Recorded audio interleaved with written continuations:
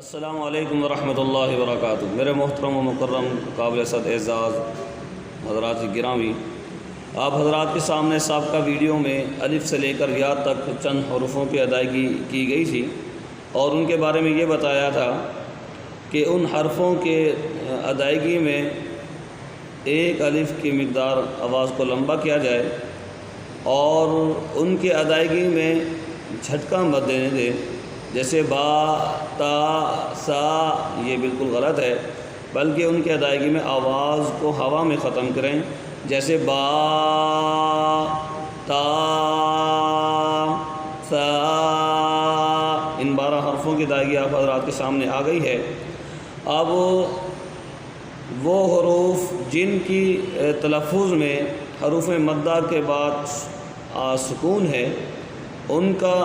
کی ادائیگی اس طریقے سے کرائیں کہ ان کی آواز کو 3 الف کی مقدار لمبا کریں، تقریباً 3 سیکنڈ تک آپ اس کی آواز کو لمبا کریں گے، جیسے جیم،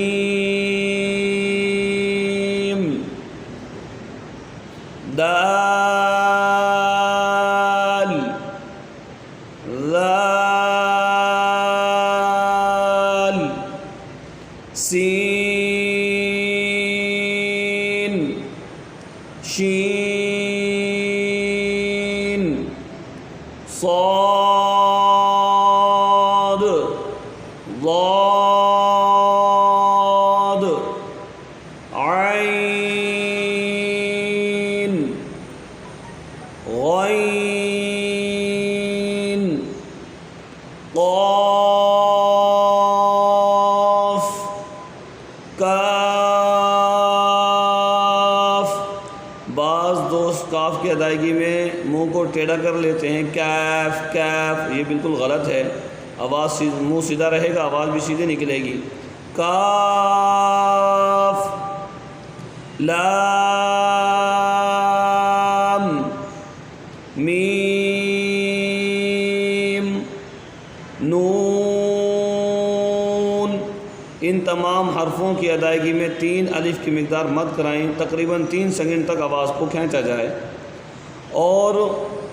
قاعدے کے ساتھ ایک پروگریس رپورٹ ہے۔ اصل میں اس قاعدے کو 16 ہفتوں پر تقسیم کیا گیا، ہر ہفتے کا نصاب مقرر بھی کر دیا گیا اور اس جگہ کی نشاندہی بھی کر دی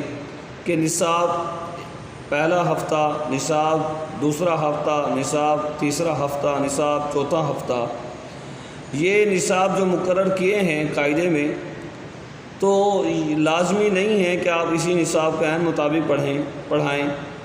ممکن ہے کوئی ایسا طالب علم آپ کے پاس آ جائے جو ذی استعداد ہو، وہ 1 ہفتے میں اس کو ختم کرنا چاہے، بالکل اصول اور ضوابط کے مطابق، تو 1 ہفتے میں آپ اسے ختم کرائیں۔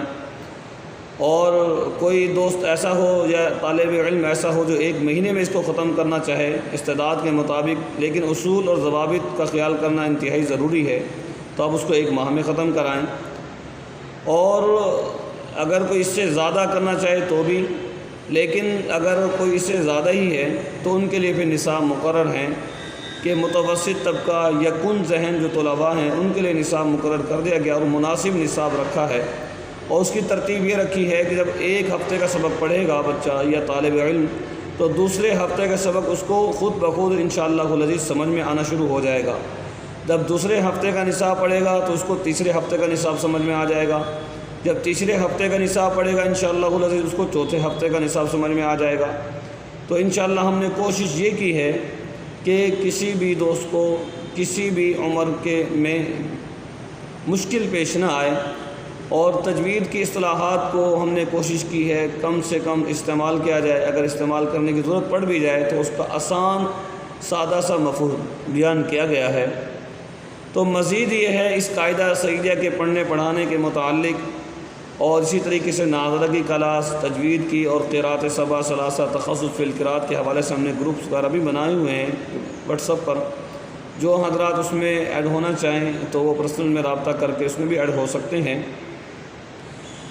تو انشاءاللہ یہ کچھ ہدایات تھی جو آپ حضرات کے سامنے تھی۔ تو انشاءاللہ دوسری ویڈیو میں ہم آپ کو الف سے لے کر یا تک کی حروف کی ادائیگی کا انشاءاللہ العزیز بتائیں گے۔ والسلام، بندہ محمد طلحہ سعید۔